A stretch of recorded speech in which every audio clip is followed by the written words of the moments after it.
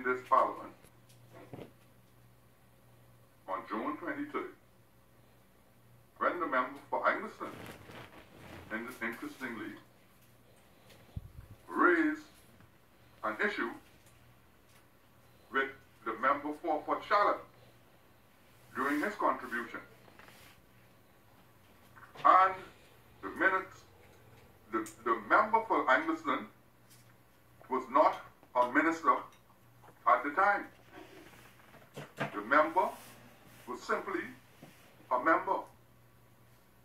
And the House in this Parliament is not a respecter of persons with regard to whether they are ministers or not. That is why we refer to ourselves as honorable members. Everybody having equal footing. And so, you, member for Angleston at that time, took issue, not being a minister at the time, with the statement for the member of Port Charlotte.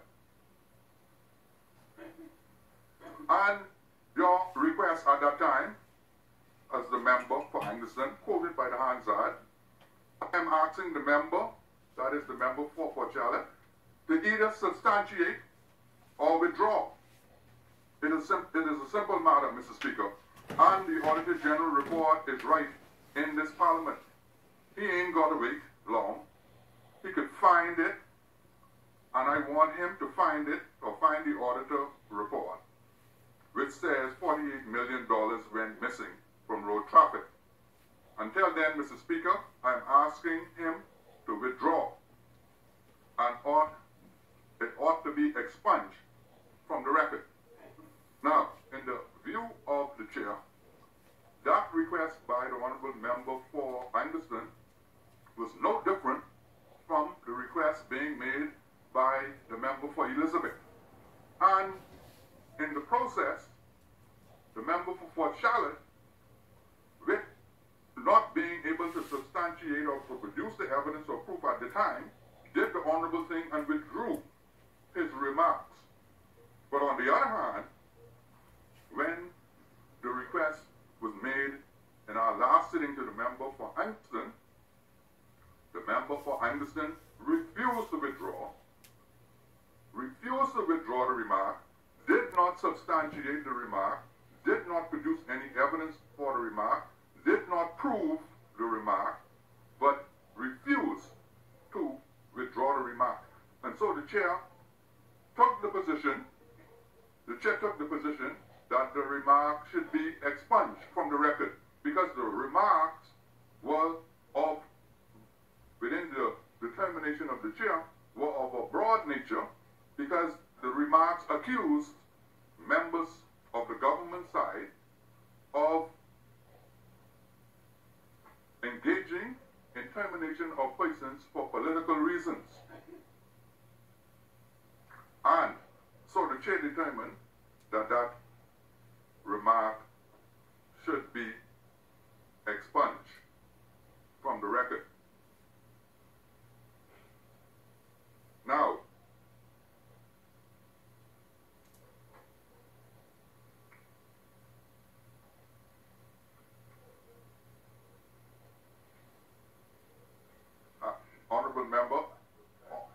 Honourable member, I'm not finished.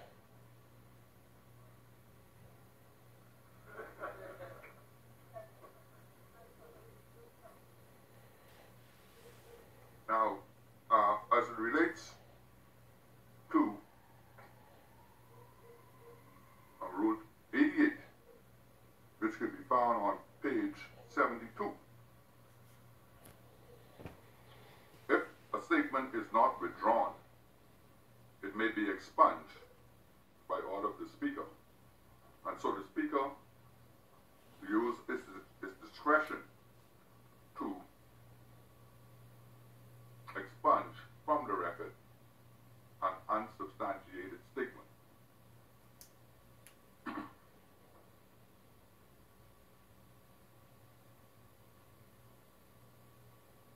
Now,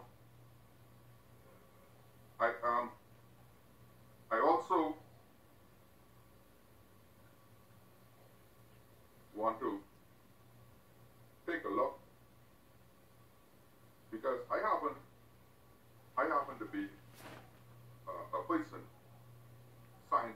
trained and also trained in observational analysis. And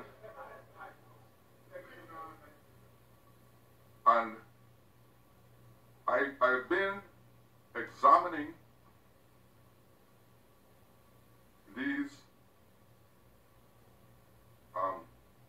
interventions and certain requests for answered records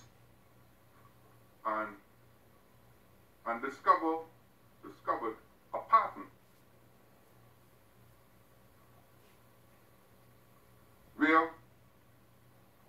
where the member for Angleston continuously rises on points of order, makes allegations and assertions that a member has made a statement, and on each and every occasion that I've been able to examine to this point, the member, in fact, based on the Hansard record, did not make the statement. And